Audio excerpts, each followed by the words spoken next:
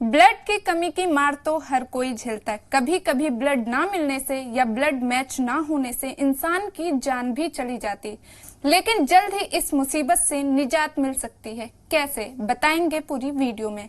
आदाब, मैं हूं अतीका नूर और आप देख रहे हैं जी सलाम का डिजिटल प्लेटफॉर्म। दुनिया में साइंटिस्ट नए नए रिसर्च करते रहते हैं, वहीं अब डुप्लीकेट ब्लड लाने की कोशिश की जा रही है और इसके टेस्ट के लिए ब्रिटेन में पहली बार लेबोरेटरी में बनाया गया खून इंसानों को चढ़ाया गया है। ब्रिटेन में क्लिनिकल ट्रायल के तौर पर 2 लोगों को लेबोरेटरी में बना ये खून चढ़ाया गया है।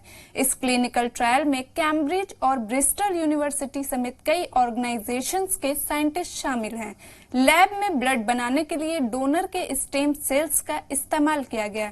ट्रायल के तौर पर 2 वॉलंटियर्स को सिर्फ 5 से 10 मिलीलीटर खून चढ़ाया गया, यानी कि लगभग 2 चम्मच खून चढ़ाया गया। लैब में तैयार इस खून में रेडियो एक्टिव मटेरियल भी मौजूद है, जिनकी मदद से खून में होने वाले बदलावों की निगरानी की जाएगी।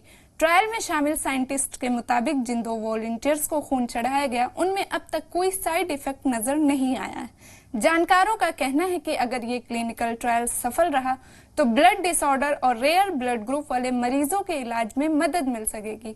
इस तरह हमारे मरीजों को होने वाली परेशानियों से हम बचा पाएंगे। अगर ये ब्लड टेस्ट सफल रहा और टेस्ट में कोई साइड इफेक्ट नजर नहीं आया तो इसे हिंदुस्तान में भी लाया जा सकेगा। हालांकि इसके लिए अभी थोड़ा इंतजार करना होगा। ये खबर आप देख रहे थे जी मीडिया के डिजिटल प्लेटफॉर्म पर।